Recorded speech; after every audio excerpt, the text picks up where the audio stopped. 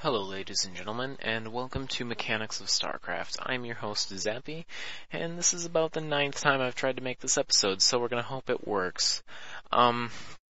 Basically I wanted to make a quick episode about, the crystal technology of the Protoss. I feel it's a topic that we've been avoiding, and, I think it's something that we definitely need to discuss, because it's fairly ubiquitous throughout, in all of Protoss tech.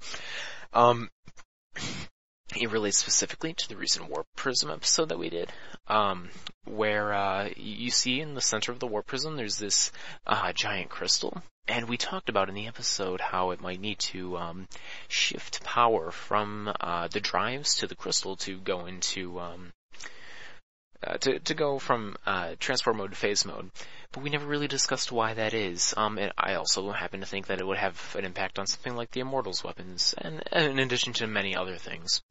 But the base concept behind all of this is the concept of pyroelectricity.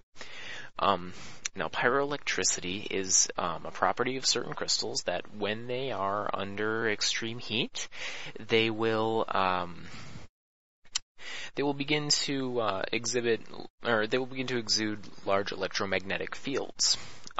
This is actually very powerful, and I happen to know it's used in particle accelerators. And not all particle accelerators, I don't think, but I mean, it's fairly useful in everything from colliding two particles to make high energy X-rays, as well as making nuclear fusion happen. It's nothing to mess around with. It's certainly very powerful. So for the Warp Prism, it may be shifting its power from, say, powering the gravitic drives to heating up this crystal to create the electromagnetic pylon power field that we see when it goes into phase mode. The Immortal, for instance, we see it's got these two cannons. It could actually, instead of just firing a shot straight out the front like we would expect, it could actually collide two particles in the base of the gun, and then it, with the help of these crystalline tech, with the help of these pyroelectromagnetic crystals, there we go. And when these two particles collide, it will shoot high energy X-rays out the front.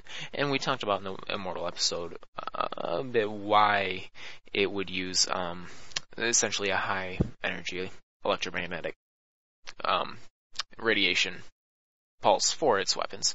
Another few things that come to mind are the Phoenix, for example. The range upgrade is the anion pulse crystals. More pulse crystals, more range. I mean, that's fairly straightforward. As well as the old Scout weapon, Scout anti-ground weapon from Brood War. Obviously, it would be very different, but it would operate in a similar way to the Immortal, where you would, or it could at least, where you would smash two particles together, get some electromagnetic radiation out, because it is called a photon blaster, and then it would hit something. But again, obviously, this works at a very, very different level.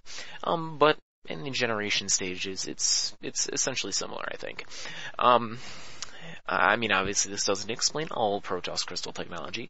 The mothership, for example, Vortex, is something that's very strange and would not really fit in all that well with this theory. But it's a thought. It explains a number of things that we see from the Protoss, and it certainly lends some credence to the ability, or to the ubiquity of these crystals in all Protoss technology. We see them floating on top of Nexi, we see them in motherships, we see them in pylons, we see one floating in the middle of a gateway. They're frankly everywhere.